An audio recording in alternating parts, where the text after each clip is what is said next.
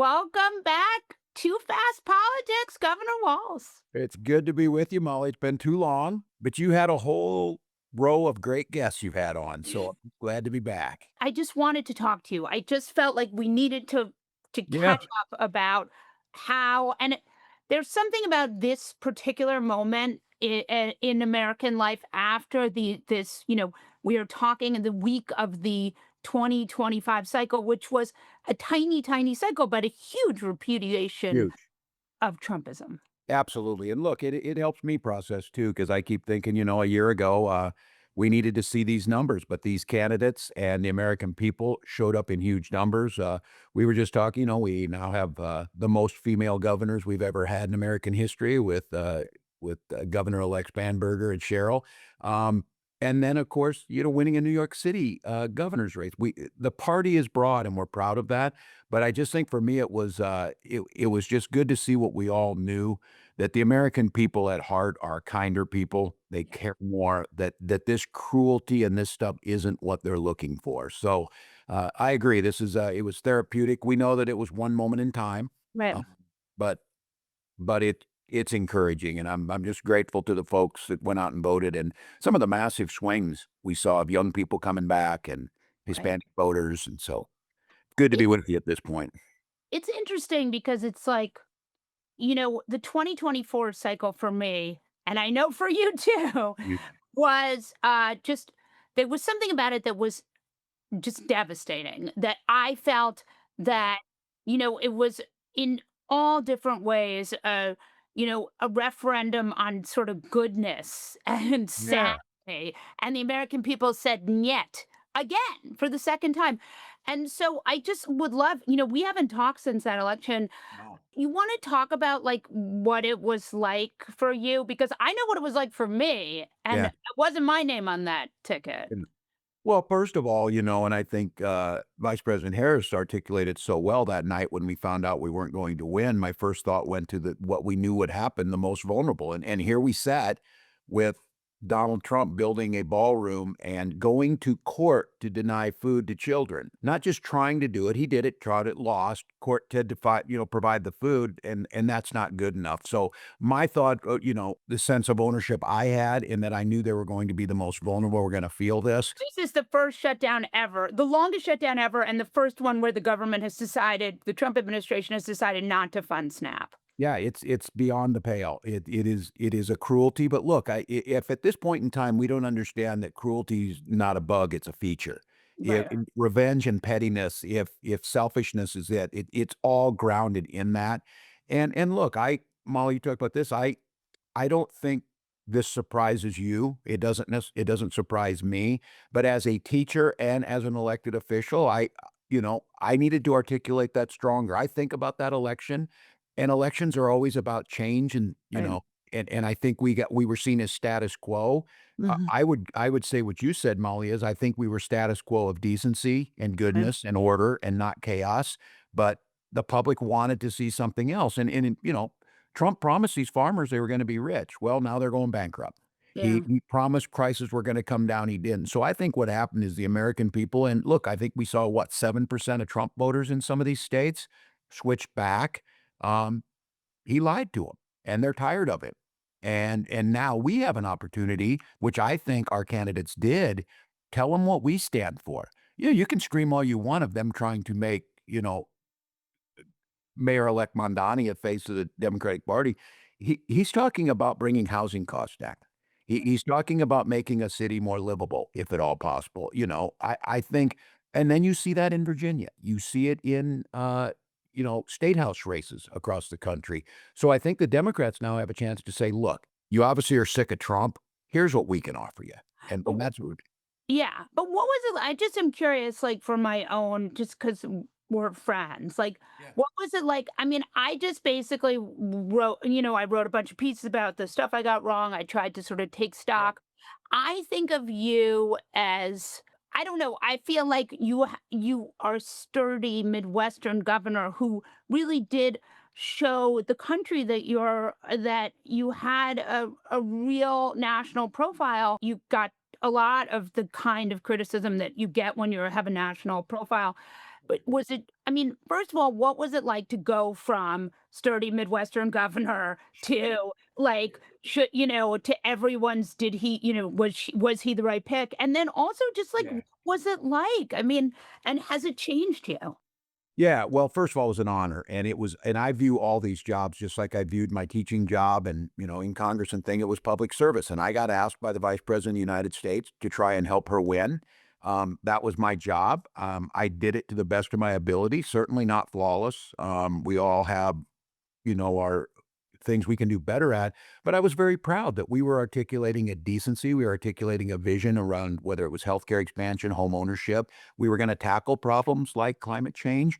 So I was really proud. It was very short, the times that we were there. Well, Um, Again, I think back and I think you have to do this, reassess. Could I have been more, effective doing this? And I don't think it's necessarily, rehashing something, but I think we as Democrats have to learn, why didn't we win? Why right. didn't we win?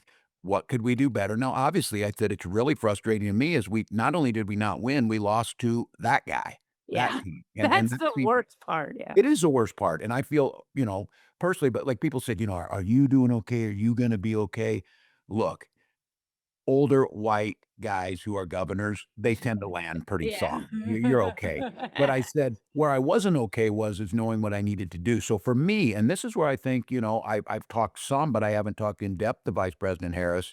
Um, I think it was very both therapeutic and good. I just came right back home and got to work.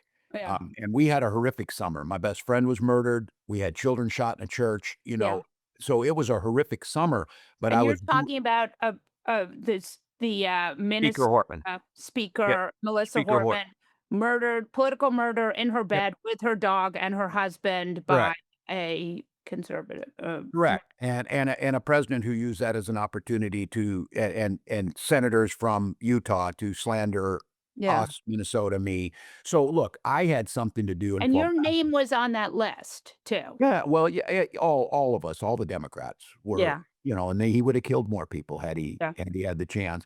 So all that's going on. Then we have children murdered on the first day of school. I'm trying to fight for gun violence. I'm trying to get rid of assault weapons and high capacity magazines. So I had a place to go back to and to do the work. And I think for me, what was so encouraging about this is that look, this was a catastrophic loss last fall, catastrophic for the country, catastrophic for democracy. We have innocent people being swept up off the streets. We have moms being yanked out of their car and their babies driven away, and things. I mean, this is so horrific, but I have the capacity to do something about it, at least in Minnesota. So I'm back at it. I do think there were lessons learned, the affordability piece on this. Can I just ask one question? This is like a hobby horse of mine as someone who's written so much about that cycle. I felt that the consultant class would constantly get in there and be like, like I think of you as a politician with very good instincts, and that every time something would take off, the consultant class would go in there and like smush it. Is that just my own fantasy? Did you see that happening? I mean, there was Oh, so much there was such yeah. like group of very No, I know. consultants making a ton of, just, you know. Yeah. Well, look, first, it is so big. I've run statewide campaigns, but they, Right. pale in comparison. It was so big. There's so many moving pieces in plans that have to go. And look, I signed on very clearly. My job was to get Kamala Harris elected president and then to serve her in the role of her vice president, whatever she needed, whatever that looked like. So I'm a team player. I have agency. There were things like I can speak up and there were things that I did. But when I signed up and said I'm on board, I said, I'll follow the plan. And I think retrospectively, you know, I've said this, not critique. I think it's just reality. I think we were too cautious Yeah. and played to not lose when we Yeah. needed to play to win. That is the consultant class that That's put their job. that. That's Yeah. their job. And I have to trust them. So, I mean, in retrospect on everything, you go back and say, maybe we should have done this differently. But Do you certainly, wish do you wish you hadn't trusted them a little bit though? Like, because I see so many, I don't know if it's an option though. When right. you're in this, you're on the ticket. My job Yeah. was to not cause any grief, and I could Right. give my input, and that there's great folks in there, and I lots of just thousands of people working. They would take and hear right. from me. Look, I'll just give you one example. Okay. I had a few minutes one afternoon, I don't know, some hotel somewhere, and it's when I'm watching a football game on a Sunday afternoon before we get ready to go again, and the transgender ad popped up. I very instinctively felt this. I said, "This ad is dangerous." It's Yeah. dangerous if we don't respond Yeah. because I think we have to defend people who shouldn't be. You know where my position is on transgender. Yes. I'm We're unwavering. all there's no reason to throw No, anyone under the bus in any way. no, But and it's there's no also you have to reason. respond. Yeah, and there's no reason after Tuesday to change that either, because we can do 2 things at once: Right. make affordability a positive, but support human rights. Right. That's one where I think you get kinda paralyzed and decided that that one would just slide by, and And it it didn't. wasn't the old because it was a double killer because to not respond to it, I felt like allies felt like they were being abandoned. That wasn't the case. Kamala Harris has stood with them, and Right. she always would. So, you've got smart people making decisions and looking at polling and all that, and I think my biggest thing is that I'm loyal and will continue till the day I die to Kamala Harris, and the team made decisions. Did we get them all right? Well, if we had, we probably woulda won. And so I mean, I just think about it so much because I think about, like, the sort of successful Democrats who break through, Yeah. right? The kinda Chris Murphys or Yes. the Bernie Sanders, so it's not ideological, or even the Governor Pritzkers, right? I mean, Pritzker, obviously, it's a little bit different because 'cause he's got ICE attacking his city Yeah. 24/7, but, like, though, those 3, they're not ideological, but they all have managed to sort of permeate the, news bubble, They're where authentic. They're right? authentic, and they're Right, in the moment. You can right. feel them in the moment.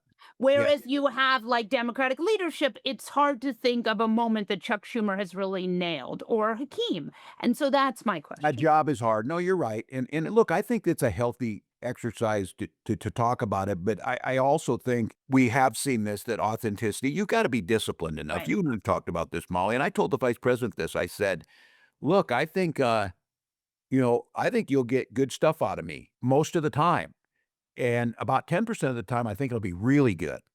And then there's gonna be about 10% that'll be problematic. And so, I think, you talk and I think it's about managing risk, and I think there's a risk averseness in these campaigns that I don't even say that as a pejorative, but the route to take less risky, and I think in an existential race like we saw, because I was convinced I keep telling this story, Molly, I didn't know this, but we did an off the record stop in Southern Georgia, and I was on the bus with the Vice President, and we're driving down small rural roads, and there's little girls, little black girls out there with signs, hand-painted signs that said Kamala, and I'm like, "Oh," and we stopped at a school.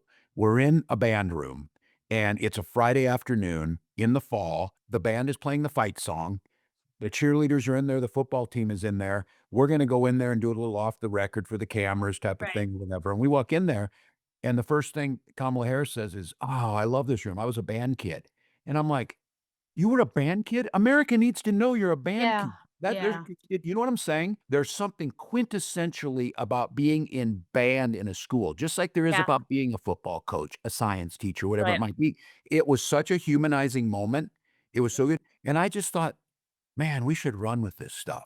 We should Yeah. do more of this." I don't think America knew that because that's Yeah. their goal, to make us unlikable. Yeah. We can't possibly this guy can't possibly be a football coach and a soldier who grew up on a farm and knows about ag economy, so we gotta do whatever we can to make him just so alien to us, Yeah. you know?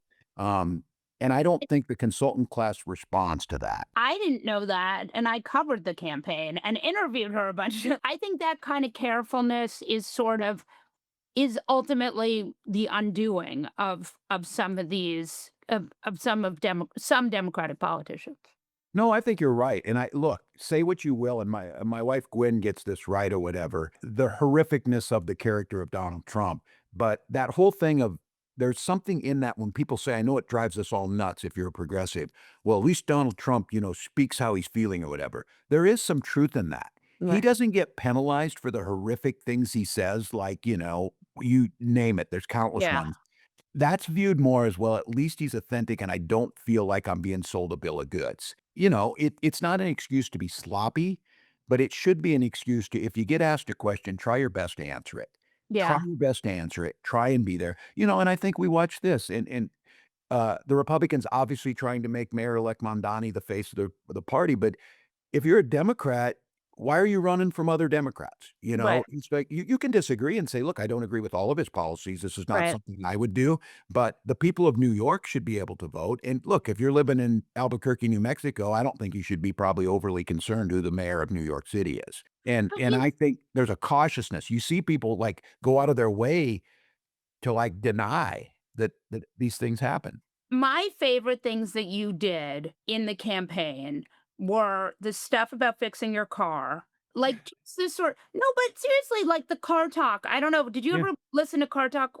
When I I did. Click and when I clack. Yeah, yeah, loved it. when I was a kid, my dad would drive me to stuff and we'd listen to car talk. And it Yeah. was like, it was just an American thing. And that kind of stuff I felt like was some of the stuff. And I don't, I barely drive, but it was the kind of stuff that I felt was very relatable Yes. and just who you are. Yeah, and I think the same thing would be true of Kamala when she talked about, like, cooking and things, and I think there's lessons in this, and we saw it with these candidates, to be real who you are, don't try and be something you're not, and then proudly stand on the things that we believe in, and then do it for people. And also more. I mean, like, Donald Trump, he did fall Yeah. asleep at his desk yesterday or the day before or maybe both, but he does do 5 pool sprays. He does do a ton of I couldn't agree overeating. more. No, I couldn't agree more, and that's a lesson we learned, and I think, not seeing podcasters and influencers or wherever you're gonna go with it, not seeing them as like, this novelty thing on the side, but seeing part of your bigger plan in how you do this, and then understand the simplicity of it. I gotta tell you, Molly, again, I think it was either North Carolina or Georgia, final weeks of the campaign, I started seeing these little signs all over the place pop up. Trump good, Kamala bad. Yeah. Trump Oh, safe, Kamala crime. And it was wow. they're great, and they were just random that had been printed, and they were all over, and my first instinct would be, and this is where you can get kinda trapped in this, is like, "Ah, it's ridiculous." And then I started to realize, holy crap, those things are super effective. They are Yeah. super effective. One small piece, I don't know how much money they spent on them. Right. Combination of things, and was there enough of us? And then, in no disrespect to the large legacy media, but preparing and prepping for an interview on CNN that probably had less viewers than I would get on this podcast Yeah. No, for up there. sure. True. And so Yeah. No, I mean, and also, like, I do think there should be more of, like, especially people like you going on stuff like Rogan, because Joe yeah. Rogan did not leave the Democratic Party, right? It's just that Donald Trump made his try desperately to get on. I mean, and Yeah. he got on there. I mean, No, I agree, and look, it's not about being arrogant, I mean, it's just, know this stuff or whatever. I find this happen time and time again. When you're in a position like this and when you can't meet everybody, they will caricature, they make a caricature of you. Of course, their go-to is if we're in the military, they swift boat us, doesn't matter if it's true or not. They have this pattern, and it sinks in enough to erode faith, and what I said is, I feel very confident in this. If people like Rogan and other people, if I meet them and sit down and talk to them, I guarantee you they leave saying, "Well, I didn't expect that." I yeah. didn't expect that because they've been fed a line that's not true. My goal is in public service and servant leadership is to find solutions going forward. And I have worked with Republicans. And right now I know that there's some Democrats that, oh, that guy's willing to compromise. I'm not with him. That's our problem inside our party. We'll figure that. But the vast majority of Americans just want effectiveness. And I think if you don't go on those shows, you don't show them, it's easy to demonize you. I watched just not that long ago Joe Rogan going off on an AI video of me. It's some guy wearing a, F Donald Trump shirt dancing down an escalator. Right. It's not true. Why the hell would I ever do anything like that? It's pretty out um, of character. you're running for reelection. I am. This will be your third term. Yes.